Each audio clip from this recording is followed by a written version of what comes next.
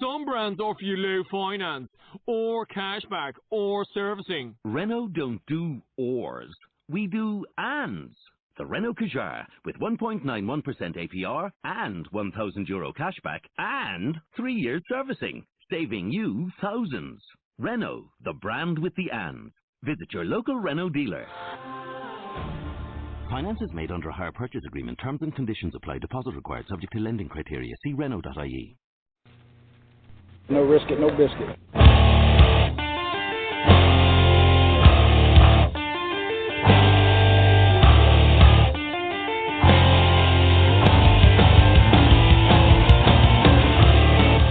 Coming from the Arizona desert, presented by SBNation.com. For Arizona Cardinals fans, by Arizona Cardinals fans, with outsider and insider's perspective, this is Revenge of the Birds.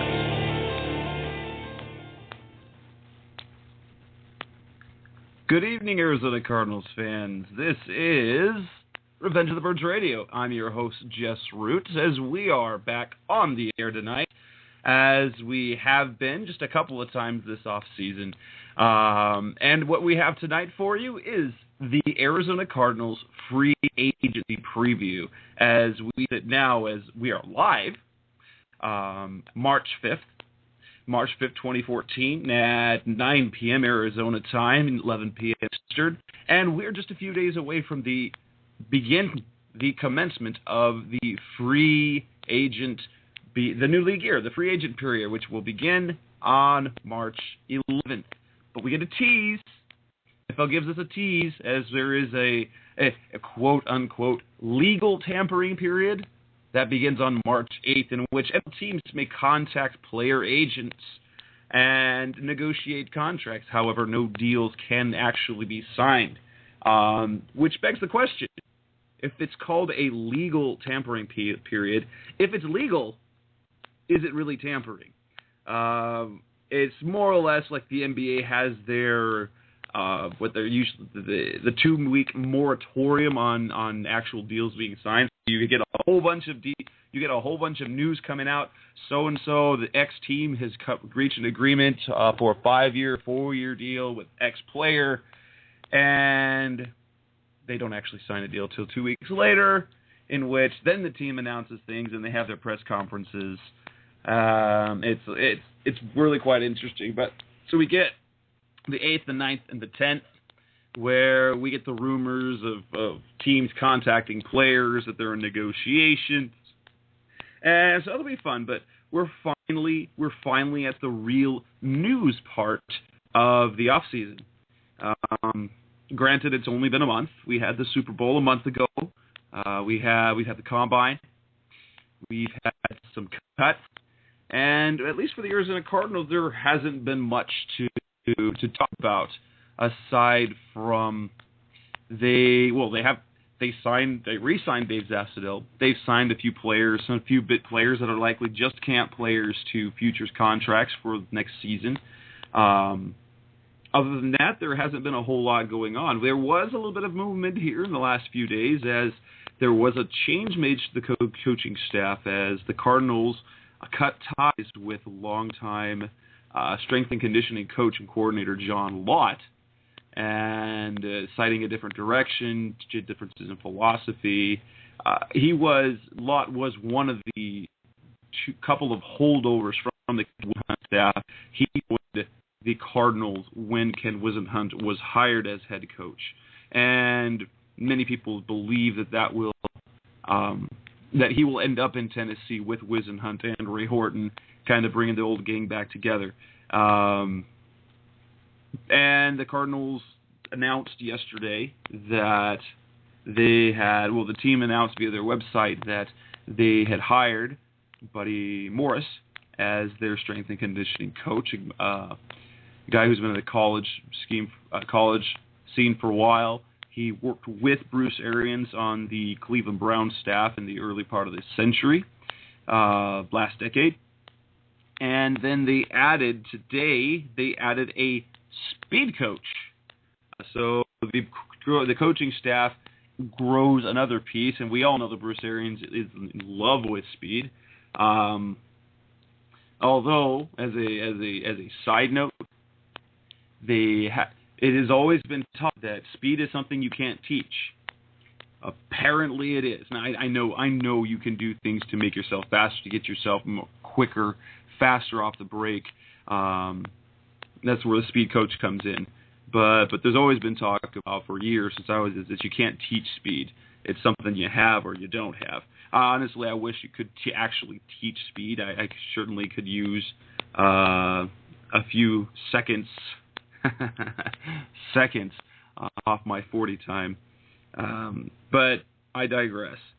We're here to talk free agency, and we are waiting. I'm just waiting on Seth Cox to come online with us, as he will be joining us, and we're really talking about the free agent period for the Arizona Cardinals. We're going to talk about the players. Well, first off, who we're going to talk about the players you should keep. We're going to look at, for example, we're going to look at salary cap. We're going to look at possible cuts. We're going to look at Carlos Dansby, which is probably the biggest, most important. There's probably two big talking points of free agent thus far, or the early part of free agency. And one is Carlos Dansby. How much should the Cardinals pay him to return? And then the other one is, which offensive tackle should the Cardinals target? Is it going to be Brandon Albert? Is it going to be Anthony Collins? Basically, that's the two main talking points of the early part of the offseason, and we get to see more of that. What players are going to – what free agents for the Cardinals should they retain? Should they re-sign? What should they let go? Or even so, what players on the roster should be cut to save salary? We've already seen a couple of salary cap moves made. We talked about Larry Fitzgerald's in our last show. Larry Fitzgerald's restructure saved a ton of space against the cap. Then we saw Jasper Brinkley. Jasper Brinkley was the first salary cap casualty, and so we have Jasper Brinkley is now no longer with the team. It saved the team a couple of $1 million, and so they go into the free agency period with a decent amount of cap space, and in part that's because the salary cap has jumped. And we're looking at $133 million. We're looking at $133 million for the Cardinals this year, a $10 million jump over last year. If you would like to call in, join us at 646-478-3787. That's 646-478-3787. And this is Revenge of the Birds, and I believe I've got Seth on the line. Good evening, Seth. Is this you who's on the line? Yes. How are you doing, Jess? All right, doing great. Great to have you on. You changed your Skype name, it looks like. I did? I had no idea. I don't know what's going on. I did change up. I have no idea. It all of a sudden it just started. That's why I just tweeted you. Apparently, Skype wanted to update right now while I was trying to log in. So when Skype wants to update, you update it. That's what it tells you. Yeah, exactly. So how are you doing tonight? How have been the last couple of weeks? Oh, it's good. It's been really great. Just, kind of getting into the swing of the draft stuff and getting free agency prepped. Haven't really released much in terms of scouting reports yet, as I've got a bunch in the queue, just waiting until the free agency, because I want to try to do the most pertinent ones in terms of Cardinals, what we could be looking at. So that's where I'm at right now, and that's kind of what I'm heading towards as we ramp up everything that's happening. And on the site on RevengeOfTheBirds.com, you actually have a piece on there that's been sitting there on the front page. I've pegged up there, and it's the Cardinals preview. It's their to-do list that you suggested make a few things. And we're going to talk about a little bit, kind of plugging the site, the post that you wrote. Let's talk about first the Carlos Dansby. The talk has been Carlos Dansby. Now, there's kind of a disconnect as to what's true and what's not, which is typical in sports. We can rarely expect to get the whole truth. Steve Keim has been one to say he's a straight shooter. He's going to be open with that. Bruce Arians has a reputation of that, while at the same time having some already examples of misdirection and sticking up for his players, which understandably so he should do. But we have a situation where the Cardinals, or at least Bruce Arians, says that there was a contract off. They made a contract offer to Carlos Dansby the day after the season. Carlos Dansby, according to John Gambadoro, has never seen a contract offer. Steve Keim, and I wrote about this a couple of days ago, kind of piecing together all of the different sound bites and quotes that there have been through this offseason about the Carlos Dansby situation. He wants to be paid what he's worth. He's going to be paid. Obviously, he took a huge pay cut. He was underpaid based on his performance. Steve Keim says that they are being aggressive with their own free agents. But then also said that players have to, specifically when asked about Dansby, that players have to show a little unselfishness when it comes to putting together a team that can make a run potentially deep into the playoffs and hopefully for a championship. Then he said that there was the report that said that he has that the Cardinals have offered him a multi-year contract. But then we have Dansby who said he hasn't seen anything, so it'll be interesting how that plays out. The question is, how necessary is Carlos Dansby? How big a must is it, his signing for the Cardinals? And what should the Cardinals be willing to pay? Well, I'll shoot that right at you first. What do you think? How necessary, how important is Carlos Dansby to the defense and to the team looking at the immediate and the near future? One of the things that you and I have talked about, and I've kind of written about in the last couple articles I've had up, is that the Cardinals are, they've never been kind of in a rebuild mode. They grabbed, a lot of key veterans and put them in, pieced together some young guys as well, and had a 10-win team this year. And now all of a sudden they're coming off 10 wins, and you look at things and you say, okay, this is where we can improve and, maybe get to the next level, make the playoffs, do that. One of the things with that is the idea of continuity. Sorry. You want to continue what was already built. And we're seeing that with what Keim has kind of come out and done so far, and what we've, the information we've had leaked about Matt Shaughnessy. They're negotiating. Carlos Dansby has been offered, a 2-year contract or 3-year contract, things of that nature. But then there's the other side. Andre Roberts, you posted it today, probably not going to be a Cardinal next year. Rashard Mendenhall, is he going to retire? Doesn't sound like the Cardinals have a ton of interest in him. And so that kind of all falls right back to Carlos Dansby, where he is kind of the linchpin and key to, continuing what the defense did last year. And to do that, you have to pay him. So there is the thought that he is, really probably the most important of their free agents that they need to sign, but they have to do it in a way that allows them to also fix the offensive line in the offseason. And, with the just under $18 million they have in cap space right now, yes, they can make more cuts and get that money up, but with the $18 million they have right now, they need to find a way to address the offensive line, whether that be one player, 2 players, whatever, but also bring in Dansby. So Dansby needs to be realistic in that, okay, I'm 32. This is probably my last big payday if I take a multi-year deal from a team. But I want to be on a team that has a chance to win. And while this defense was great last year, the offense needed work.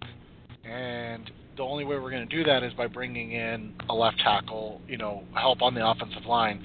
So I have to be unselfish enough to understand that I can't take $10 million or expect a $10 million a year payday for the next 2 years, and then the Cardinals be able to bring in a left tackle at $7 million a year. So he just has to be realistic with what the Cardinals can do at this point, and kind of what his market is. He's like he had his career year. so he can go get his money elsewhere, or he can continue to kind of build on that, continue his legacy, and make good money still. And for me, I know that the Cardinals have come out and said, Steve Keim, I know it's the leverage game. Whoever is right, whoever is correct, whoever is telling the truth as to is there a contract offer on the table or not, I have no reason to disbelieve either side. So obviously one side is not telling the truth unless Dansby's agent has simply got an offer that he felt wasn't even worth taking to Dansby. I don't know that. However, while they say that, hey, they've got Kevin Minter in the wings who they really, really like, I'm okay with that. However, as was aptly put by one of our readers and one of our staff members on the site was, people talk about Kevin Minter as Dansby's replacement, when in reality he was never meant to be Carlos Dansby's replacement. He was meant to be Paris Lennon's replacement, and then Dansby came into the picture later.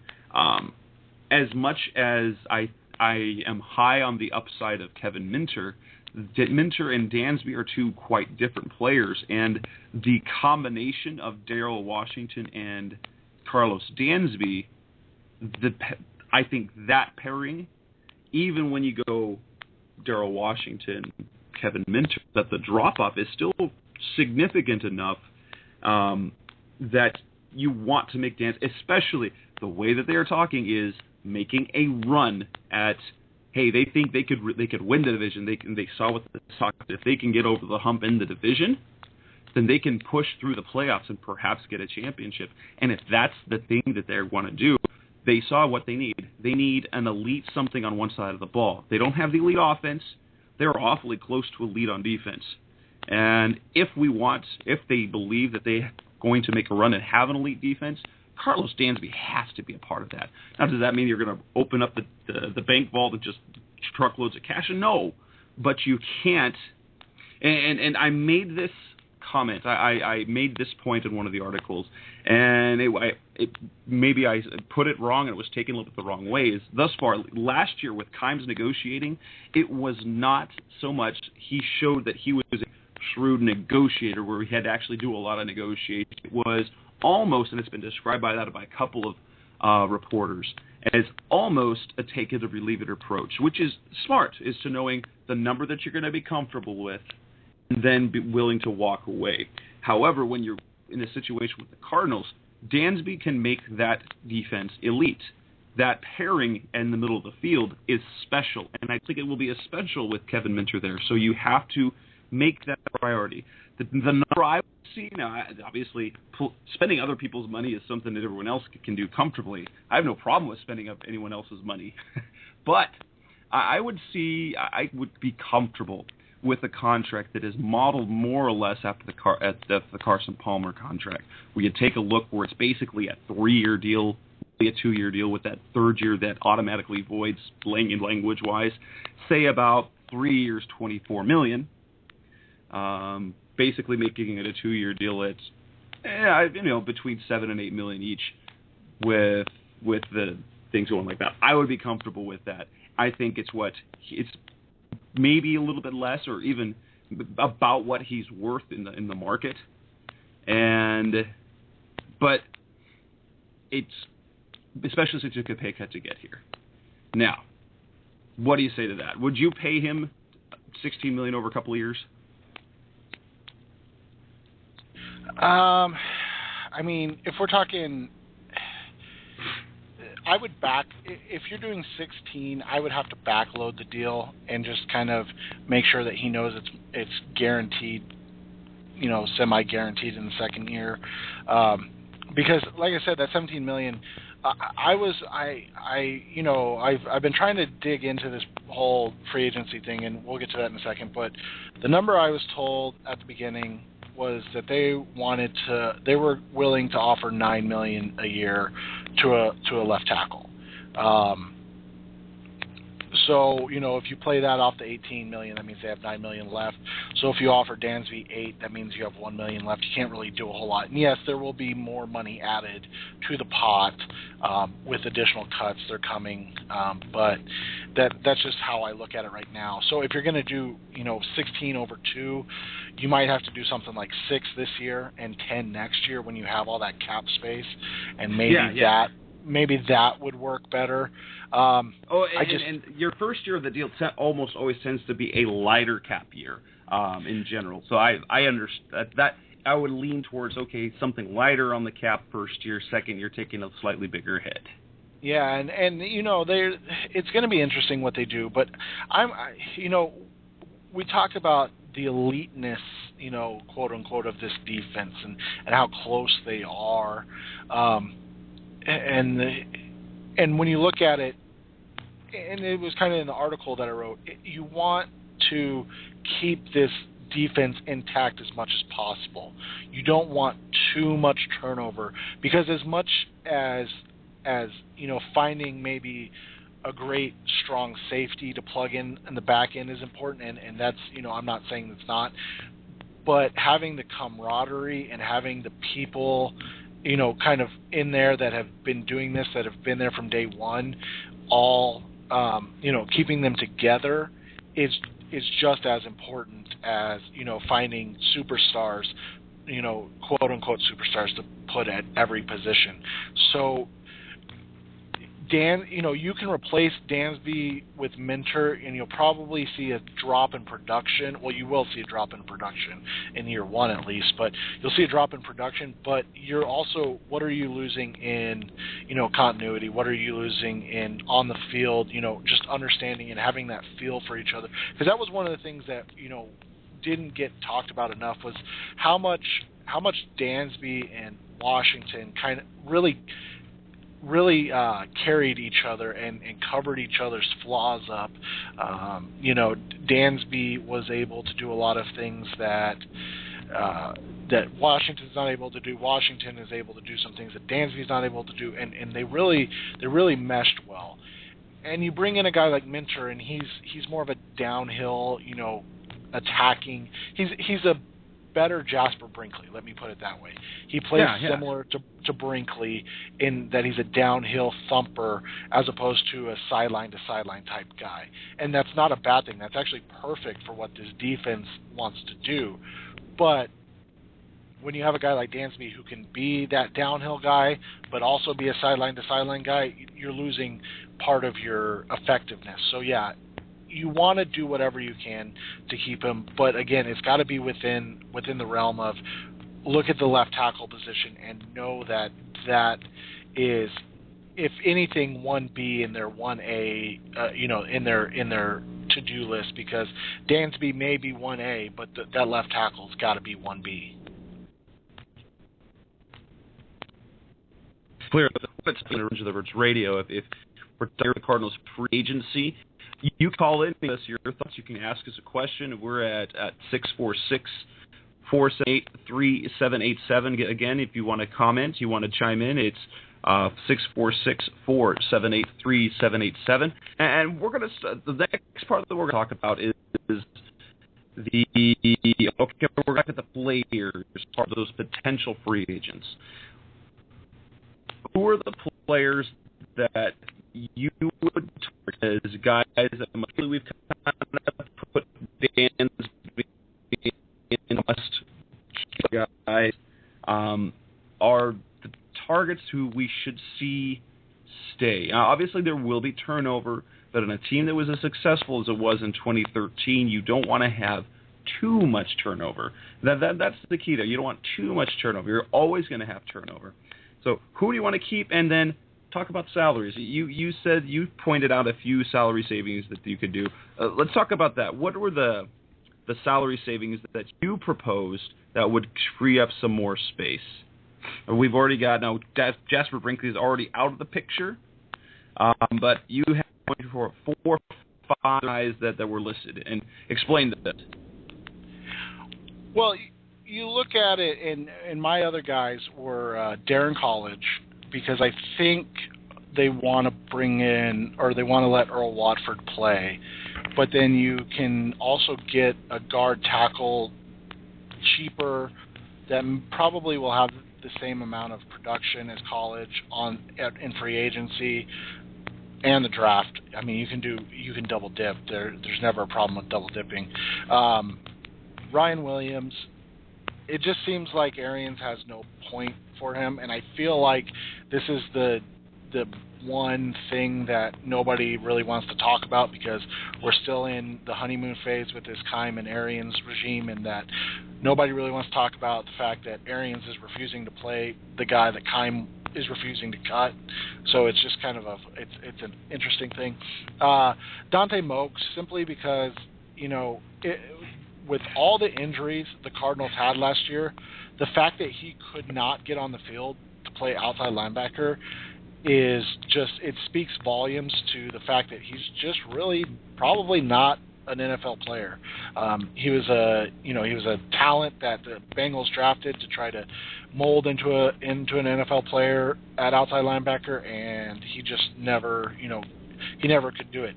I mean, a guy played 68 snaps all season on a team that was devastated by injury to their outside linebacker position. I mean, you had guys like Marcus Bernard and, playing heavy snaps at linebacker. And so I just didn't understand why he's still on the roster. And then the last one was Teddy Williams. If you're going to, talk all the talk that we've had about speed and getting a deep threat and blah, blah, blah, then why keep this guy on the roster? You look at those numbers and they're just, they're a little over $500,000 each, but that's $1 million. And last year you're getting a guy like Jeremiah Bell for just about $1 million. So that's not necessarily, that's not like throwaway money. You can get a guy like that for cheap, and that he can be a starter, he can be a fill-in guy, he can be a hole plugger, which is what they need right now as they continue to press on as trying to win this division until they're able to fill all the positions of need with draft. So those are the main guys. The last one that I wrote about, and this is the one that took a little bit of heat from people, was Gerard Powers. Cornerback 2 was targeted just a massive amount this year opposite Patrick Peterson. I understand that he wasn't terrible for what he was. He had a lot of good games. He did. But he also had a lot of bad games, and his bad games were awful. And so I think for me, I just want a player that I can trust a little more to be consistent, and Powers has never been consistent in his NFL career. So for the money you're paying him, I think it's a little over $4 million total. I just think you can get the same type of play for less. And in my case, the things that I see, college I think is a no-brainer, even though, and unless for some reason they wanted to negotiate that, I see the same thing. You get Jonathan Cooper coming back. They between Paul Thanaika and Earl Watford, I think they're comfortable with the competition that's there. And in addition to that, if they assuming that they do add a left tackle in free agency, that also moves Bradley Sowell to the other side of the line where he can compete at right guard where he's played before and right tackle. He has experience there, so you kind of create the dynamic of more there. So I think Darren College with his cap number is a definite goodbye. While I see their point with Gerard Powers, I am not as sold that he will be cut unless if he is cut, it will be closer to this season after we already see who is there at cornerback. That's because right now we've got a bit of uncertainty. You got Peterson, you do have Justin Bethel still, you've got Powers. But outside of that, you've got a Tyrann Mathieu who is recovering from a knee injury, massive knee surgery. While he hopes to play at the start of the season, his effectiveness is up. I'm actually worried about how year 2 will look for him.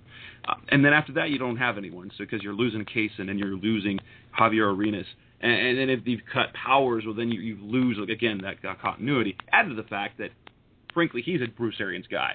He really he believes in Gerard Powers. Ryan Williams is an interesting name. I see where you see the salary savings there. I don't see him getting cut until later because that is the one thing I've written about this is that he's on the roster because Keim wants him to. Keim believes in Ryan Williams, and Bruce Arians doesn't seem so. So he's talking about the competition. I think it will come down to whether he can make a big showing in camp.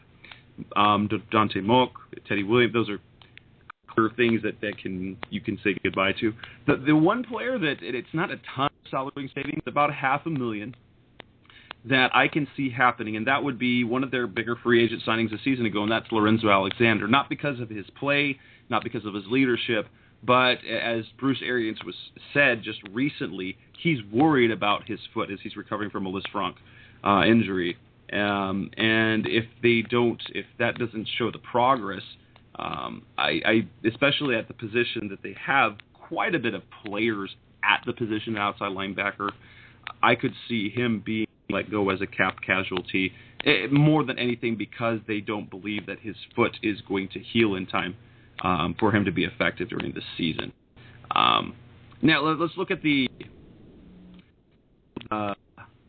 players that we want to entertain. Looking at the free agents to be, the players that I personally would like outside of, obviously, Dansby. I think Matt Shaughnessy, I think we probably would both agree, is a player that we want to keep around, even though he isn't. Playing outside linebacker is kind of a new thing for him, and he did not put up gaudy numbers, especially in the pass rush, because he really wasn't much for there at all. However, his ability to push the edge and to be supportive of the run game was a big part of their success on defense. Obviously, he's a guy I want to stay. Actually, my number 2 guy, which is kind of intriguing to me why I felt this way, is actually Brian McCann, and it's for a couple of reasons. Obviously, one, McCann showed late in the year that he was actually very, very dynamic across from Bethel as a gunner in punt coverage. But he does possess a couple other skills that are intriguing. One, I think he'd be good at cornerback depth, but then his special teams play. In addition to gunner, he has experience at returning kicks and punts. And personally, after the Javier Arenas experience last year, that McCann would only be an upgrade from that. And because of his flexibility, I like what he can. I'm not necessarily he's going to be even a nickel corner, but I like that the fact he can provide depth there. Jim Dre at tight end he's not fantastic at anything, but very reliable. And until they can find the tight end that they want to keep longer term, I like the idea of bringing him back. And then another tight end in Jake Ballard, one of the restricted free agents. Assuming he has made progress as he did last season, they raved about him. The coaching staff loved him. And he has the build and the flexibility both in the passing game and blocking to be that type of player that they were hoping to get out of Rob Hauser. Those are kind of my priority players to retain. Is there anyone different, anyone the same on your list outside of Dansby? Obviously, Shaughnessy, I'm with you there. I just think his ability in the run game is so important. The Cardinals were one of the best defenses against the run in the NFL. So, again, keep those guys together as much as possible. Another guy in the same vein of that, and you wrote about it today with what Larry Fitzgerald said, was Frosty Rucker. Older guy, he's a vet. He made just about nothing last year at $620,000, which is the veteran minimum. So, you got him for literally as cheap as you possibly could. See what he wants to come back at. That's kind of how I would open negotiations. Would you take the vet minimum again, or if you are comfortable, give him $1 million a year. Again, if this is us throwing their money around, but are you comfortable? Are you okay with taking $1 million a year or $800,000 a year?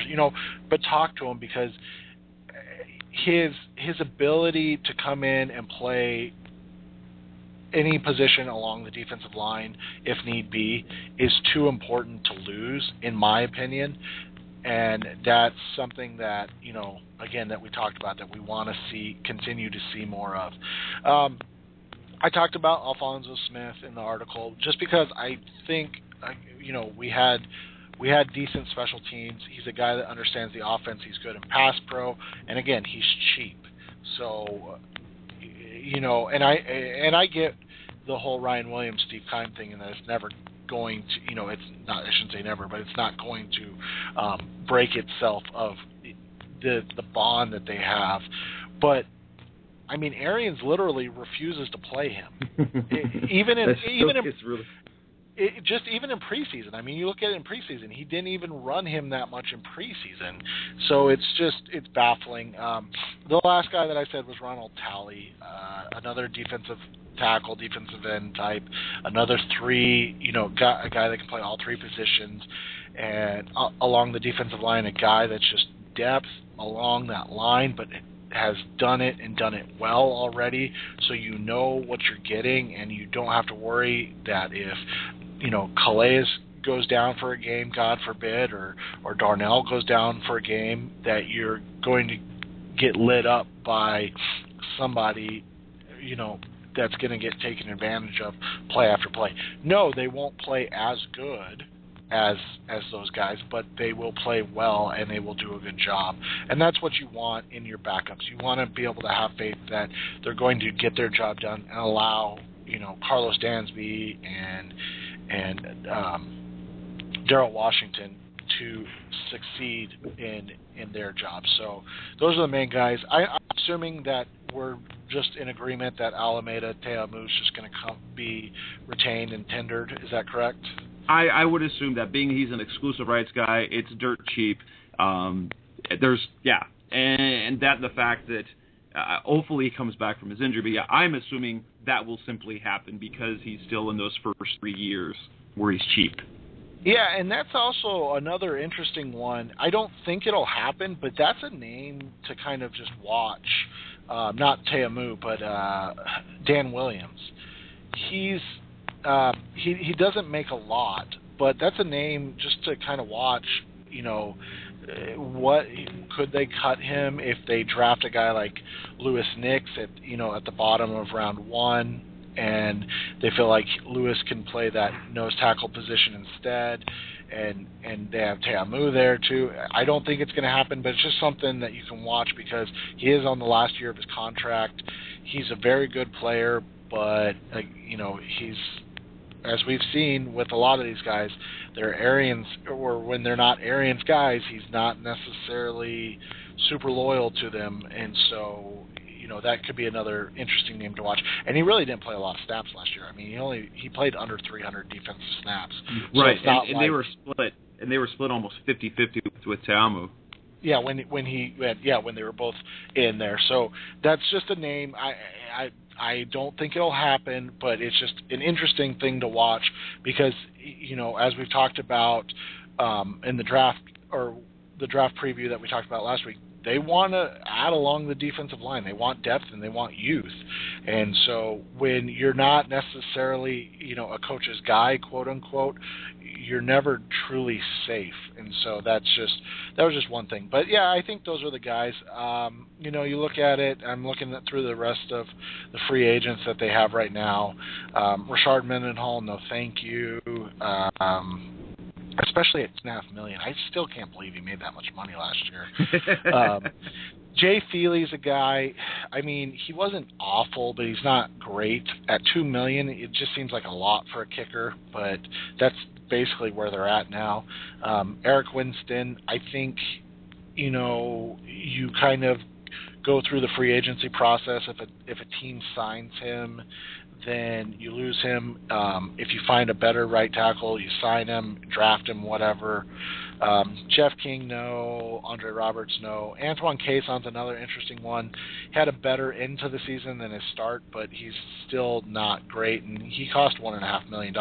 So that's, again, money that you can spend elsewhere. So, I mean, those are the name guys, and obviously the last one would be Jeremiah Bell. And, if you want to bring him back on a 1-year vet min again and have him be the backup strong safety, and I really emphasize back up strong safety. I think he's fine in a depth position that, as a veteran type guy, especially with how young the secondary is. But I wouldn't want him starting again. That's just asking for more trouble defending tight ends. So yeah. Your point on Ronald Talley is an interesting one. I know that he's a guy that people were, at least Arians was actually high on, talked about he's country strong, his ability to his flexibility along the positions. The thing is that very quietly his playing time disappeared. Not only in part because as the season wore on, the defensive line was pretty solid, but he ended up being a guy that was active to a guy that was inactive almost all the last few games. So I don't know if there's more to that than just they were effective. They were very pleased with the 4-man rotation along the defensive line, rather the 5-man rotation with Darnell and Calais and Dan Williams and Alameda, and then Frosty Rucker as well. They were just very pleased with the rotation there, and that just left him out of a loop. But he saw his snaps, he saw his active time really disappear towards the end of the year. I like... interesting that Digger Montebello. I'm going to talk about him a little bit later. Eric Winston, I think, Steve Keim has said that Winston is a possibility. I think he falls into a second or a third plan, a plan B, a plan C, if they don't upgrade where they want and they don't see that he's been picked up anywhere. He's a guy that they will bring back later after the first and second tier of free agents have come off the board and they know more about their offensive line situation. He signed late, right before camp as it is. It would be after teams draft and after we'll see whatever injuries come around. Next up on our to-do list, and I guess this is Revenge of the Birds Radio. We've got Seth Cox on the line. I'm Jess Root. We're Revenge of the Birds Radio. We're talking Arizona Cardinals free agency. If you're listening to us live and you want to chime in, you want to have a question, you have a comment about free agency or the Cardinals offseason thus far, give us a call at 646-478-3787. And now we'll move on to, okay, we're not going to talk about the players that we have. We're going to look at the market. And as we're planning for the market, what should be the positions of focus for the Arizona Cardinals? If I were to say what are the top 5 position areas in order of priority, I would rank them as such. Number 1, offensive line, specifically left tackle, and we're going to be talking about that obviously since that has been one of the talks of the offseason, and there is a free agent market out there, quite of an interesting one. So I say no. So number 1, we're going to put offensive line. Number 2, I would put safety. I would actually put the cornerback and safety almost as tied for second. Obviously, the Cardinals are looking to now. What was it that you said? What was the height minimum they were kind of looking at? Not necessarily that's a step set in stone, but what's the height that they're looking for in a safety? They just want somebody longer. They said that, over 6 foot, 6'1", hopefully is what they're looking for. And again, somebody asked, kind of made a comment on Twitter that that's just drawing a line in the sand based on past players. They're not going to not draft a player or sign a player because he's under 6'1" if they feel like he fits what they want to do. But that's a desire that they allegedly possess, is that they'd like somebody longer and taller to pair with a relatively small secondary when you look at it outside of Patrick Peterson. And so would be cornerback simply because we don't have a lot of depth. So, and my cornerback, while they need to address it, it's only a secondary need tied there with safety because you need a couple of you need to pick up a couple of corners like they did like they traded for Arenas, they signed Case, and they signed Powers. I'd like to see them pick up, whether it be bringing back McCann and then another free agent. It would be very wise, especially with the uncertainty of how Tyrann Mathieu will play or how soon he will play as at the nickel position. So you either want a guy that can play outside. Maybe Bethel can make that jump, but we don't know that. There have definitely been some talk this offseason already that he can do that. Number 3, or actually it would be after a number 2 would be a number 4, would actually be running back.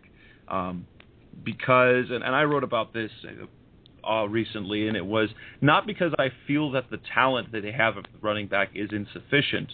There is just the one piece that I feel in a locker room you need, and we've seen it with the Cardinals over the last few years, whether it be a guy like Jason. Well, before they're like going back to Edgerrin James, he was the veteran.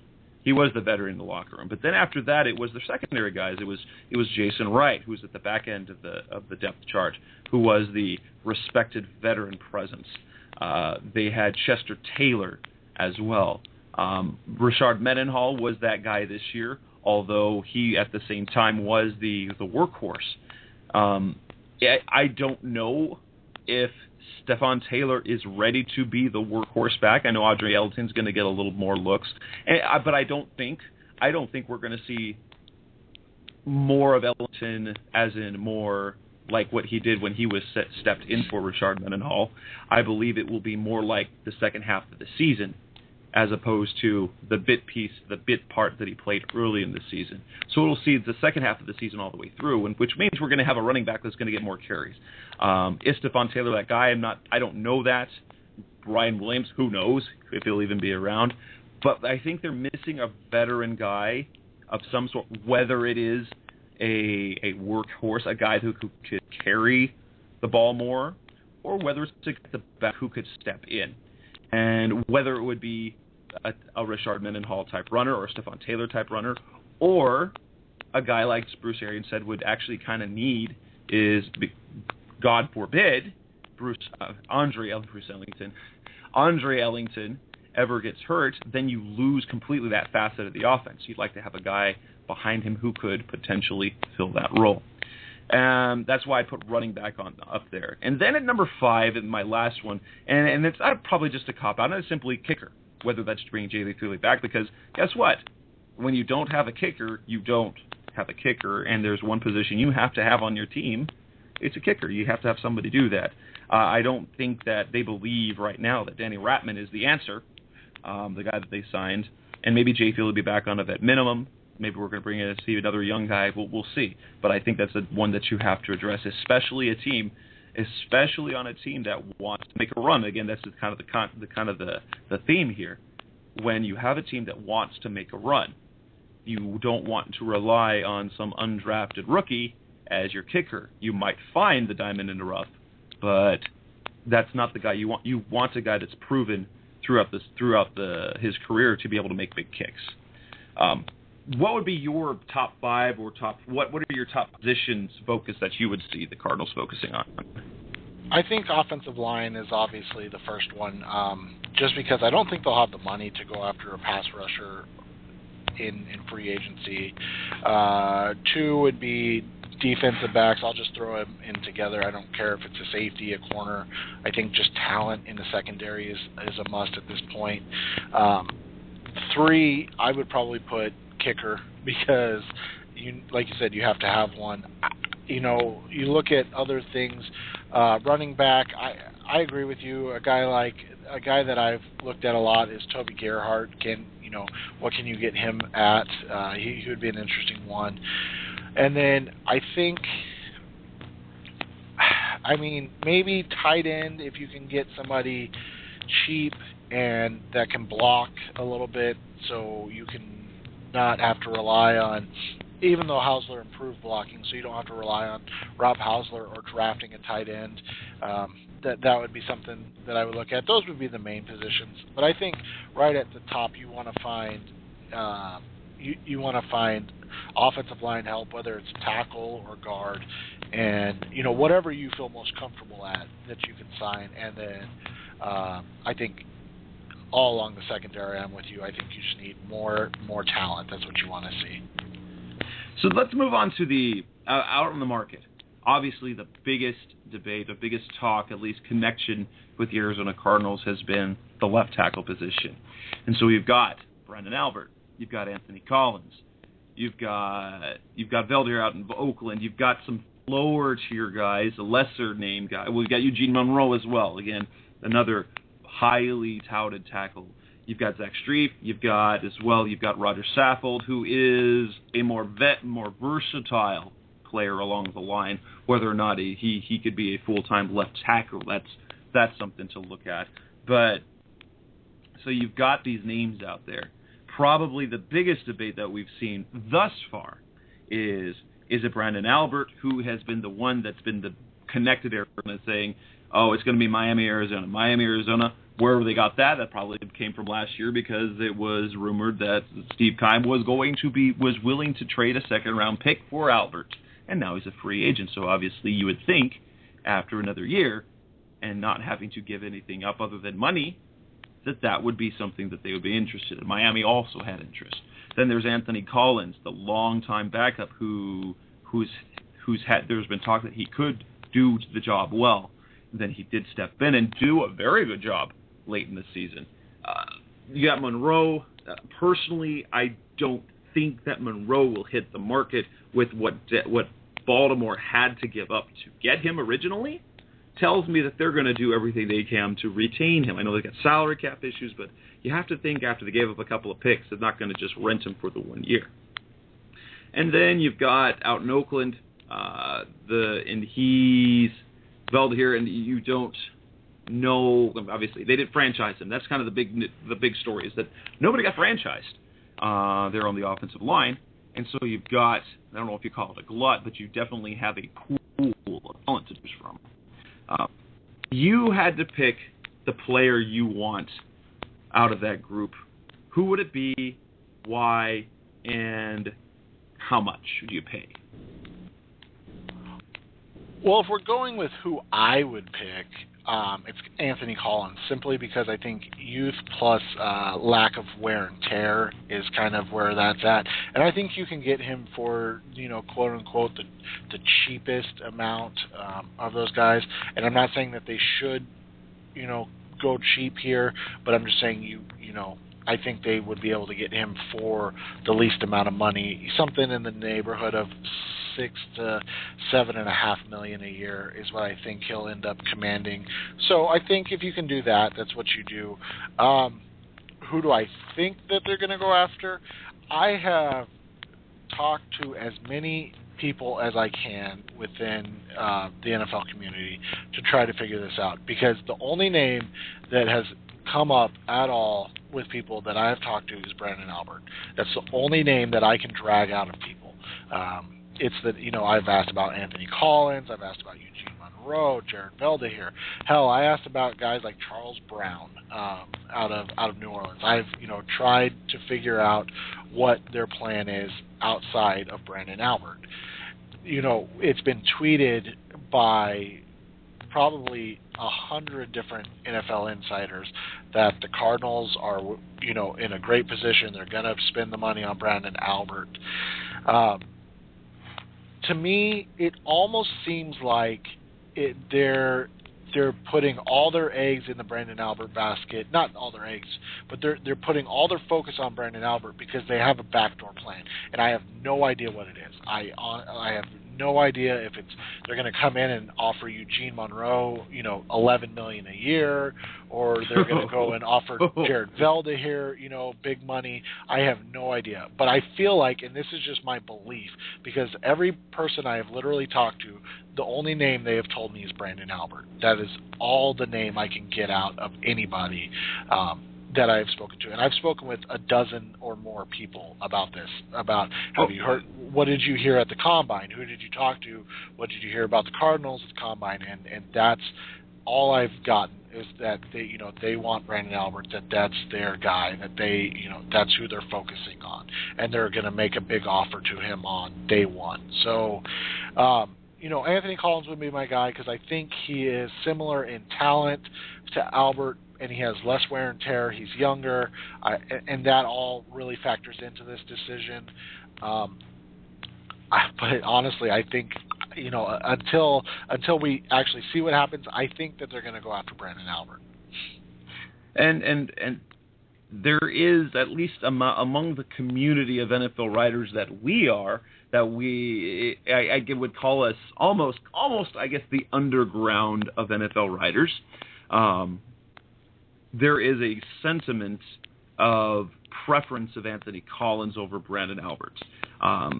Sean Church, our guy on our side, Revenge of the Birds, for Bleacher Report, he's actually working on a huge column that tonight he has been talking up all day about why Anthony Collins is better than Brandon Alberts.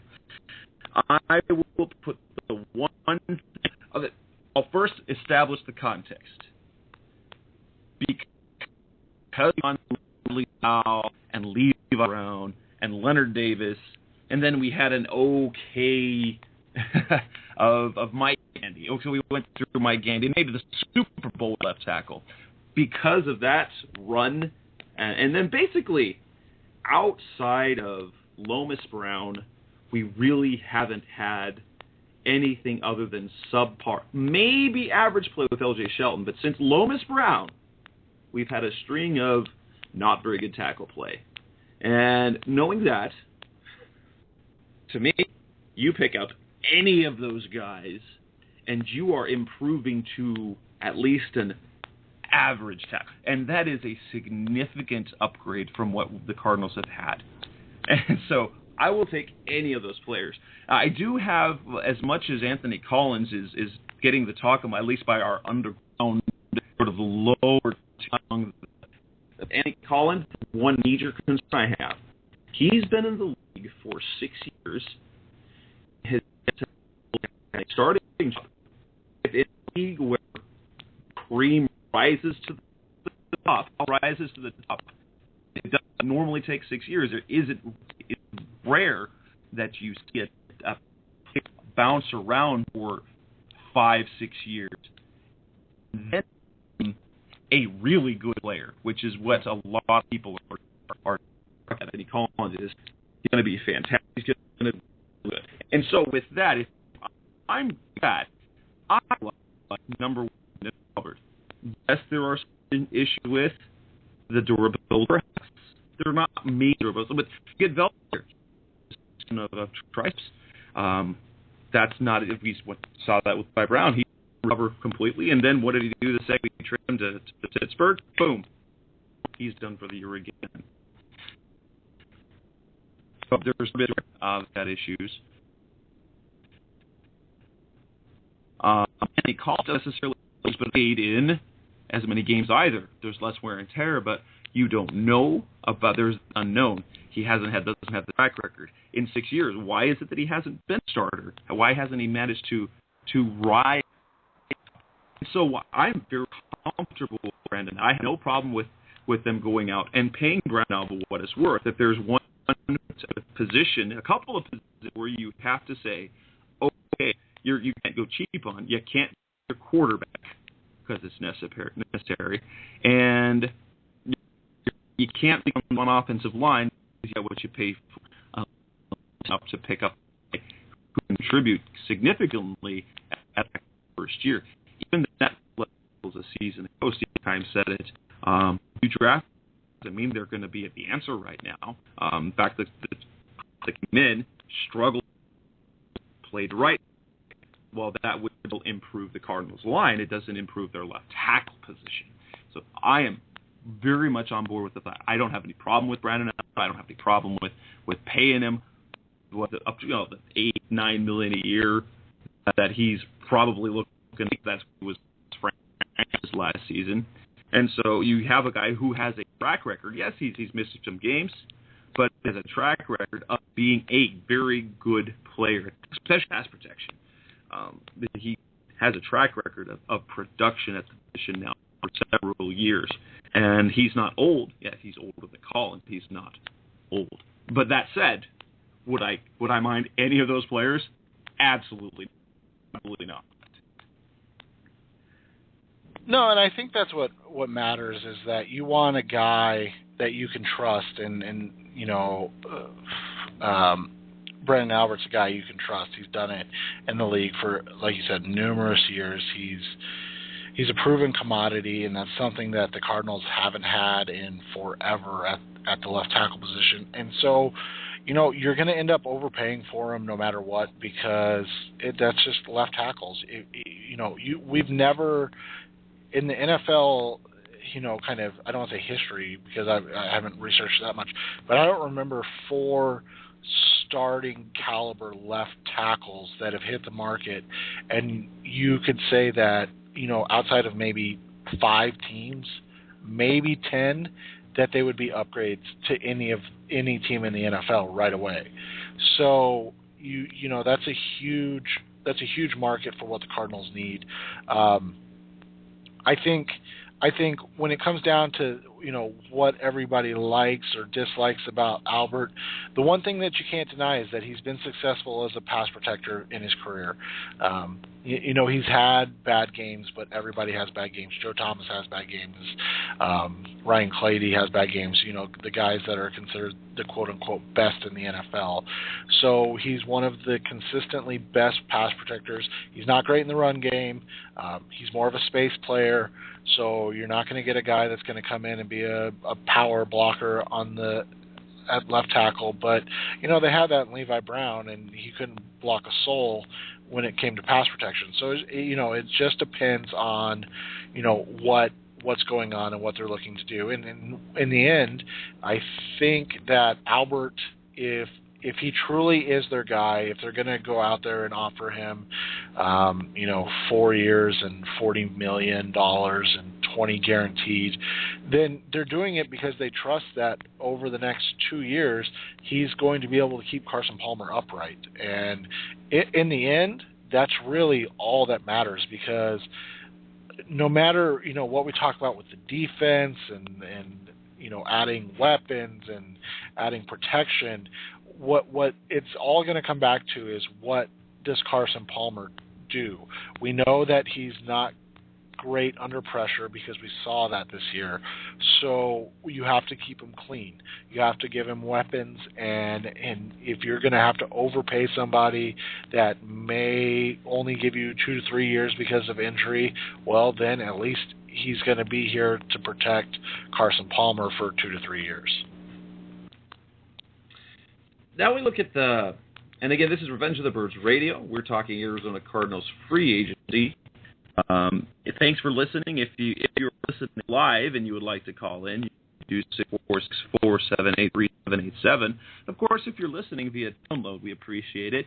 You can always hit us up at Twitter at Revenge of Birds, letting us know what you think, what your questions are, or Seth Cox, where you can find it at Seth Cox FB, as in football.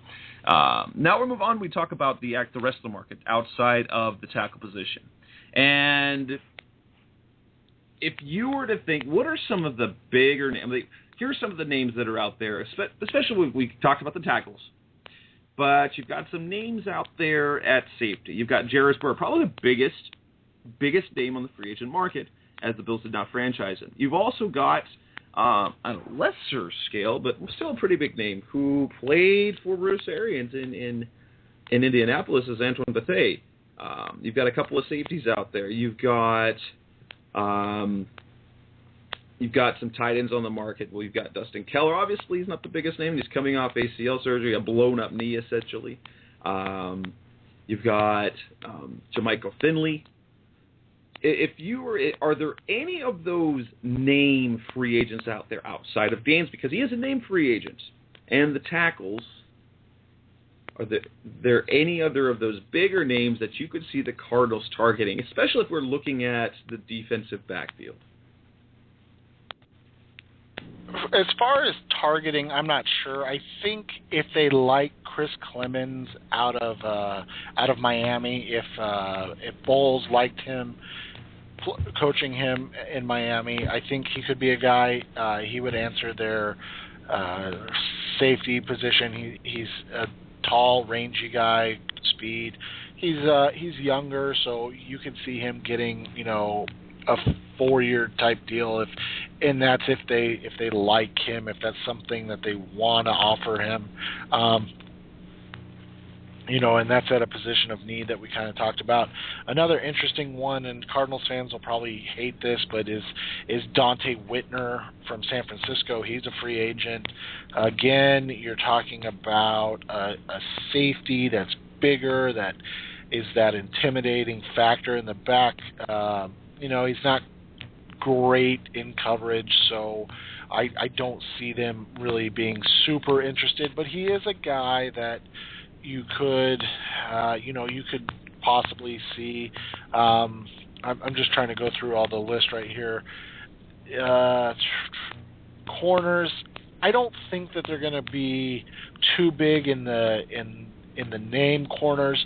A guy that could make sense that people might have heard of is name just escaped me. Sorry. Is not Walter Thurman. Sorry, the other Seattle cornerback. Yes. Not Brandon Browner, but Walter Thurman. He's an interesting player. He was very successful in Seattle's defense, and that's another guy you could look at as possibly being a fit. He's not undersized, but he's 5'11", so he's not huge. But again, you're talking about trying to find guys that fit what they're looking to do. They play a lot of different coverages, the Cardinals do. So you have to at corner, you have to have guys that are versatile, that can play press man one down, drop into a zone the next down, that can play off man, that can, that know the assignments. And then in the same vein, you're looking at in safeties that can play quarters coverage, so they can take away, over the top over guys not named Patrick Peterson, because they don't really help Patrick Peterson that much in coverage. So that's what you're looking for, is guys that can play, not necessarily rangy, but guys that can do things in coverage, different things in coverage at corner, and then at safety, guys that can play the back half in a better manner than what Jeremiah Bell did. And the reason here's an name that hit the market today. And now, granted, he's a lock for the Hall of Fame at cornerback. Champ Bailey was just announced, was just released by the Broncos. He was going to be a $10 million cap hit. There was the suggestion now, and he said that he's a corner at heart, but in the right situation, he could play safety. Much like Aeneas Williams. Aeneas Williams, when he ended his career in St. Louis, was a safety. He clearly is a guy who can cover players. And being back there at safety would that be a player? Now, granted, at this point in his career, at age 35, he might be, at his age, he might command more money than the team might be willing to do, and he's from Georgia, so he might not want to play out that far away from his hometown, especially now that he's not in Denver. But that's an interesting name that perhaps could fit that defensive backfield. It would give you a veteran presence, much like Jeremiah Bell, but it would be an upgrade in coverage and great leadership. A guy that's been there, done that, and could be not only that, but could be a great mentor even still for Patrick Peterson, but also for the younger players like Justin Bethel. Would you see perhaps as Champ Bailey, I know it's more of a pipe dream as a situation, as a hypothetical, but as being a potential fit for what they need back there? If he's willing to play safety, I think it's something that could work for, like you said, kind of a 1 year. If you want to sign him to be that veteran presence to kind of take over for Jeremiah Bell, I don't know what the NFL's feeling is going to be on him. Is he going to get the Charles Woodson treatment where he really got to kind of pick where he wanted to go after he was released by Green Bay, or is he going to be kind of not wanted by teams because of the injuries that plagued him last year? And so there's the question of, can he stay healthy over a season? He wasn't great last year in Denver, but he had flashes of being the old champ, and so I think if you're getting him for the right price on a 1 year, maybe a 2 year type deal, that's something that you could do. I don't, can he play safety? That's really what the question comes down to, and is it something he'd want to do? So let's look at some names out there. I gathered some possible names, trying to fit some needs at tight end. What about a Garrett Graham? He's not quite the blocker, but a kind of a pass pass-catching first tight end out of Houston, Garrett Graham. Again, on the lower tier of offensive linemen, you've got Roger Saffold. He's versatile. Some might say he could play, you might see him on left tackle. What about Cardinals want to get faster at receiver? A guy who kind of showed his worth this last season was Ted Ginn. And he can play in the slot. He's super fast, and he's dynamic in the return game, both kicking and punting, something that the Cardinals didn't have much of last year as well. Jeremiah Bell, I honestly would not have a problem. It obviously would be sort of a plan B, but I wouldn't be completely torn apart if Jeremiah Bell returned for another season, assuming that he would maybe, even if he started the season as a starter, was being worked out of that role. Interesting. Jeremiah Bell was almost on the field for almost every snap last year, and he played significant special teams snaps as well. Interesting thing is that at his career, he was on the field almost all the time. Kind of a testament that the kind of carries taken care of. Another guy in the defensive backfield, Kendrick Lewis, could be a guy that could help back there as well. Any of those names intrigue you at all?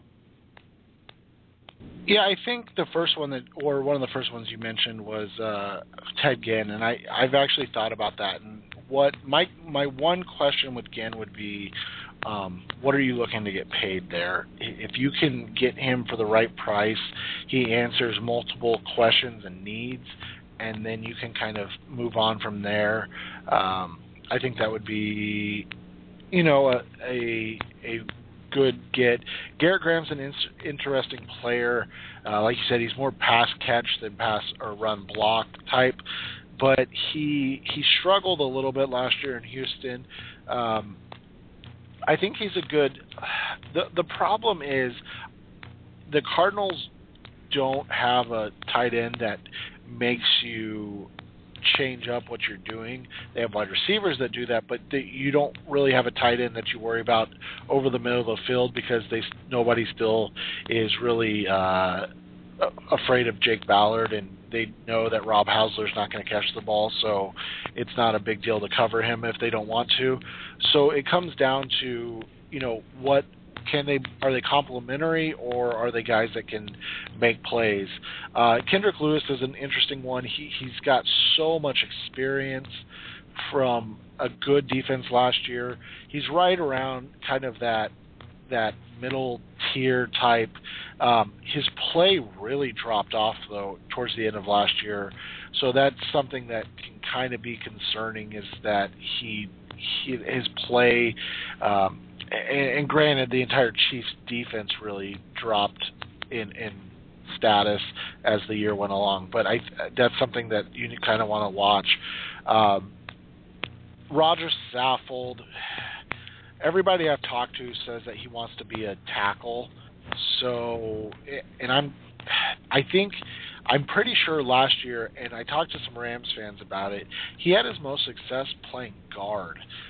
So, and I'm fine with him being a guard if they want to target him as a guard, but a guy that wants to be something, that wants to be a tackle, and that's kind of where his heart is, that always worries me, because then you worry about what he does when he's at tackle, and can he win successfully there if his heart's really not into it. I'm just going over it. Yeah, you kind of look at his Pro Football Focus grades. He had one positive score as a right tackle, and then 3 negative scores as a right tackle, and then he had 4 positive scores as a right guard. So it's just, he's more of a guard than a tackle, but he wants to be paid like a tackle. So that's an interesting kind of question, is he willing to be a guard and play guard, or is he a guy that really believes in his ability and he's going to kind of push the point that he is a tackle? So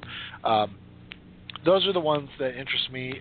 The guy that you didn't mention, that I'll bring up, that I think is interesting, and somebody that we can look at maybe at another time, is James Starks, the running back out of Green Bay.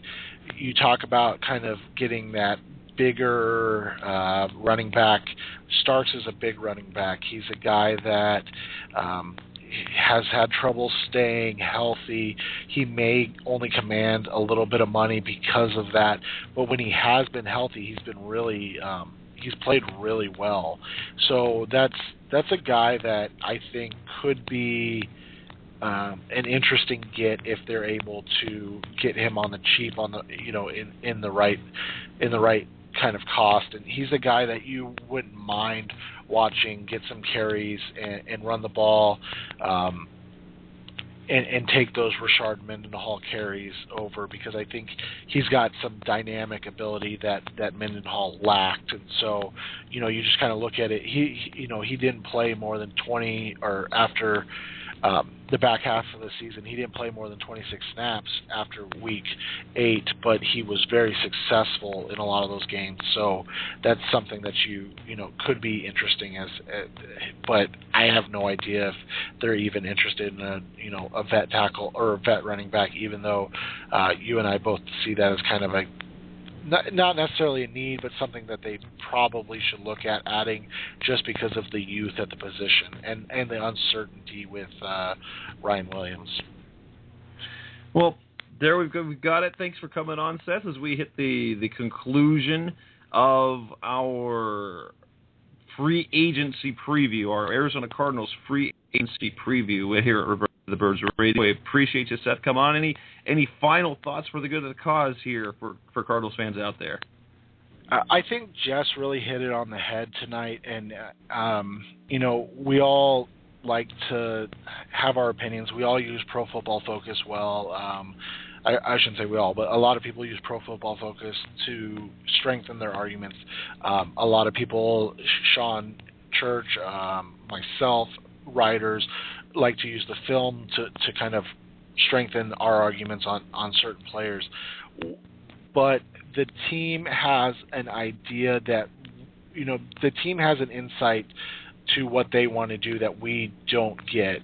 And as Jess said, as abysmal as the Cardinals' left tackle position has been for, since Lomas Brown left, adding any of these guys, whether it be the guy you want or just, Brandon Albert, since it doesn't seem like Cardinals fans are that happy that he's going to, the name that keeps getting bandied about, it's an upgrade, and it's something that you have to pay for, and it's something that you really need if you truly want to take the next step and compete with Seattle and San Francisco, who look like the two best teams in the NFL when you go back and watch the championship games in the Super Bowl now.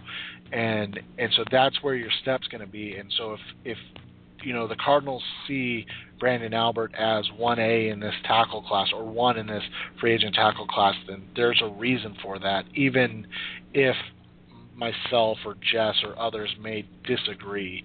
But again, the main point is that at least, hey, it's an upgrade over what we've had and what we've seen in the past, so let's at least be happy about that. Thanks, Seth. Well, Arizona Cardinals fans, you guys have a wonderful night. Thanks for listening, either live or via download. We'd like to give Seth Cox, of course, a big shout-out. Thanks for coming on. You can find him on Twitter at Seth Cox, FB as in football. And you can see his work at RevengeOfTheBirds.com and also at ArizonaSports.com as well, and also via his draft podcast. Thanks for coming on, Seth. And you guys, Arizona Cardinals fans, thanks for listening. You have a wonderful night. We will be back with you, I'm not sure, but after the free agency period starts. Hey, have a good night, Seth. Have a good night, guys. You've been listening to Revenge of the Birds. Keep the conversation going by visiting RevengeOfTheBirds.com. Follow us on Twitter at Revenge of Birds. You can also find us on iTunes at Facebook.com/Revenge of the Birds.